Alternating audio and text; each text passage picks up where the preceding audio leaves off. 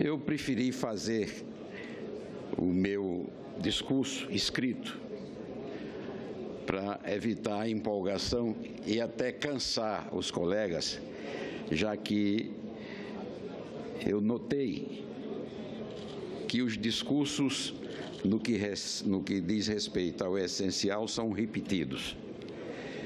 O que destaca um discurso do outro é o lado de que o senador está alinhado. Os discursos do lado do governo são uniformes entre si, assim como os de oposição.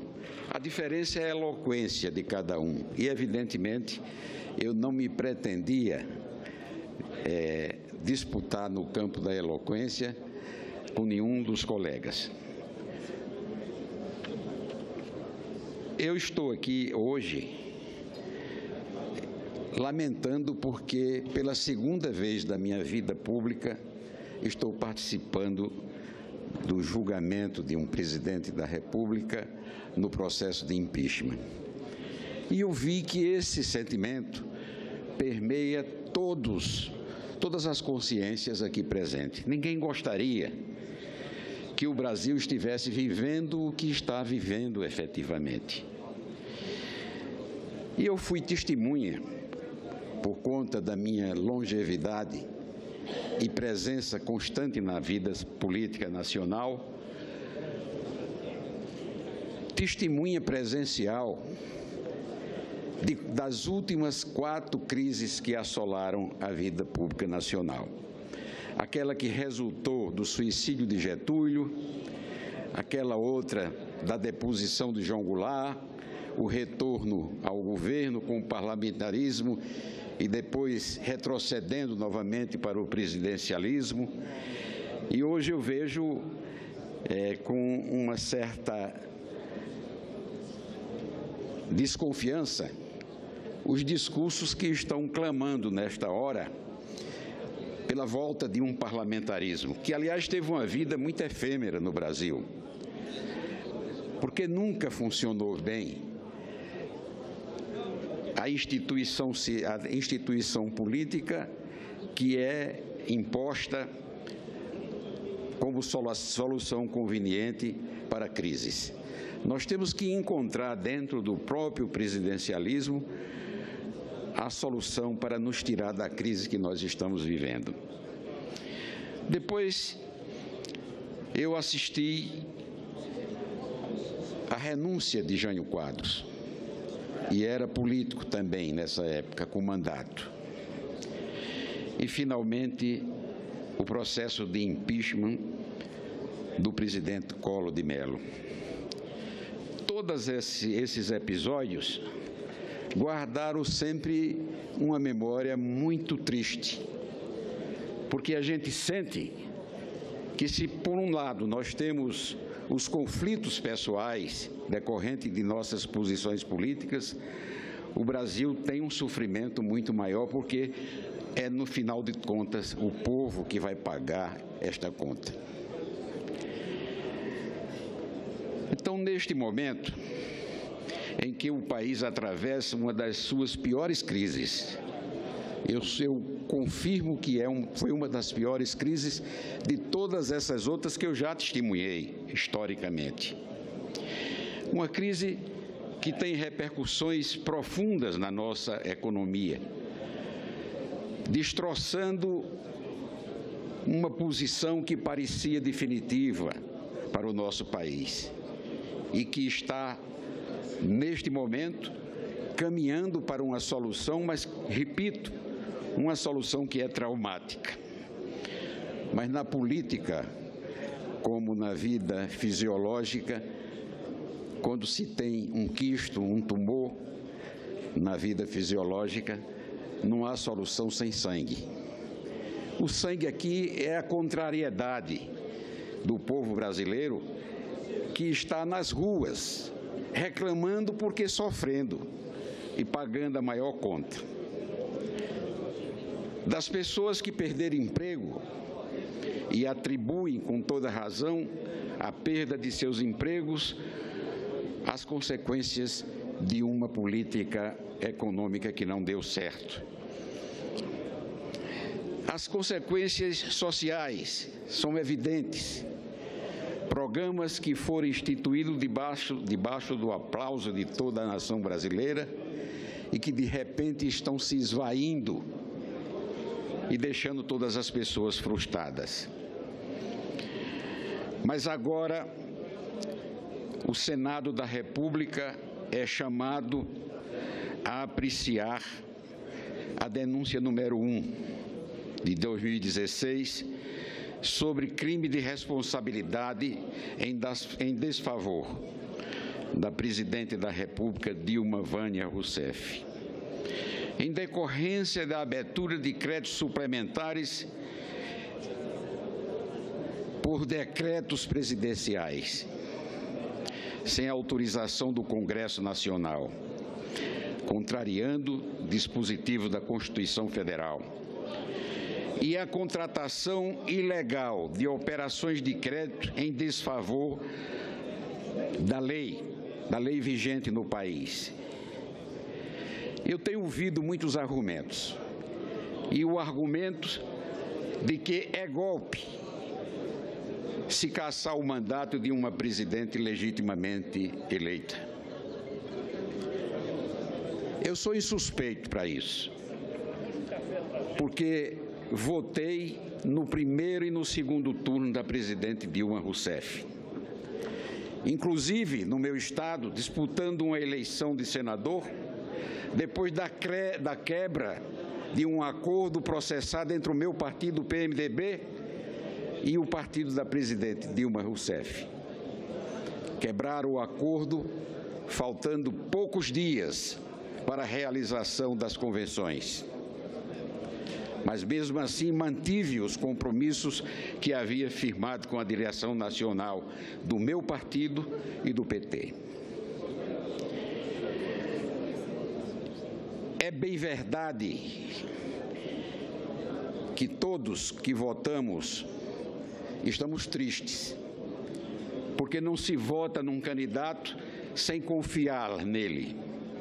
Não se vota num candidato sem ter a certeza de que a causa é justa. E depois de tudo que houve, eu já não posso dizer a mesma coisa, mas aqui eu aproveito mais uma vez para pedir minhas desculpas aos eleitores da Paraíba que me ouviram e por isso sufragaram o nome da presidente Dilma Rousseff.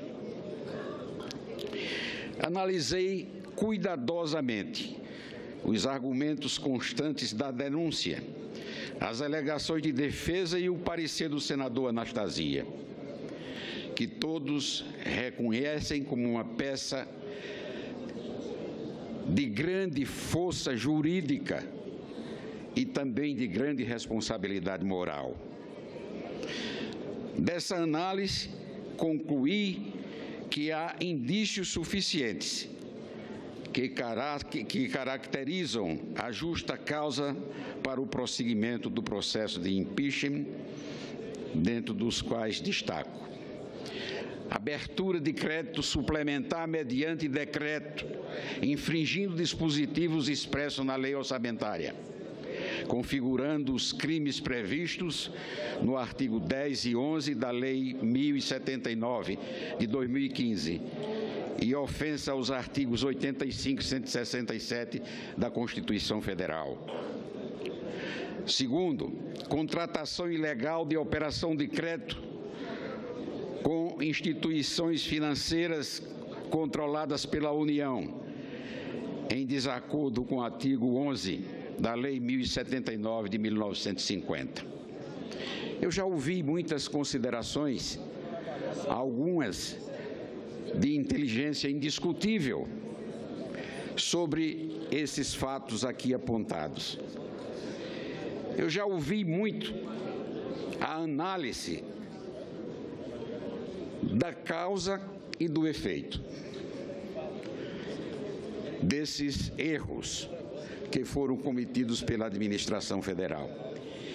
E já ouvi muitas vezes o argumento, que eu acredito falacioso, de que não se podia cassar suprimir, tirar o mandato de uma presidente que teve uma votação de mais de 43 milhões de votos. Esse argumento é um argumento que só pode servir às ditaduras. As ditaduras começam sempre por uma eleição. Porque quando o eleitor vota em algum candidato para algum cargo, o eleitor não está dando uma procuração em branco para esse candidato se desviar de seus compromissos, mas, sobretudo, o compromisso maior com a lei, com a Constituição do país, e fazer do mandato tudo aquilo que ele entende de fazer. Que ele tivesse com essa procuração em branco para seguir os caminhos que lhe aprovessem. Então, este argumento é um argumento que eu não concordo com ele. Aliás, o senso jurídico e o senso político da Lei de Responsabilidade Fiscal e da Constituição brasileira, que é a lei maior, não concorda com esse tipo de argumento, nem autoriza ninguém, por maior que tenha sido a sua vitória, por mais expressiva que tenha sido a sua votação num pleito, a desviar-se do caminho da democracia e do caminho da Constituição. Por essas razões, senhoras senadores, senhores senadores, eu quero aqui, sem maiores considerações, dizer que acolho o parecer do senador Anastasia e a forma como ele colocou as questões sobre as quais nós estamos sendo chamados para um julgamento final.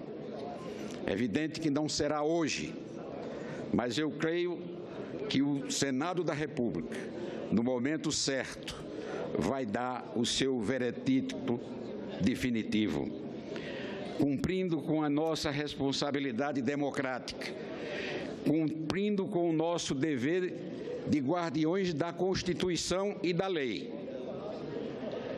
e, sobretudo, com o nosso dever de fidelidade ao povo que nós representamos nessa Casa do Senado da República.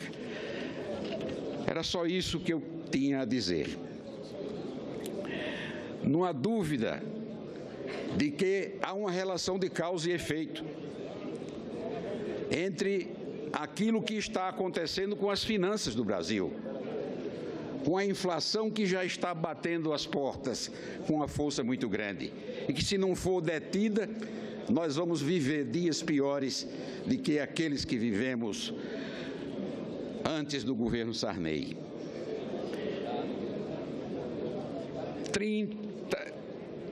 12 milhões, quase 12 milhões de desempregados. Os sistemas de saúde, de educação, começam a se desorganizar de uma forma que incomoda muito a população. A população que está na rua clamando por mudanças e que certamente tem a consciência social do que está acontecendo, pode até não entender de ciência política, de ciências econômicas, mas está ela sentindo os efeitos mais gravosos dessa crise.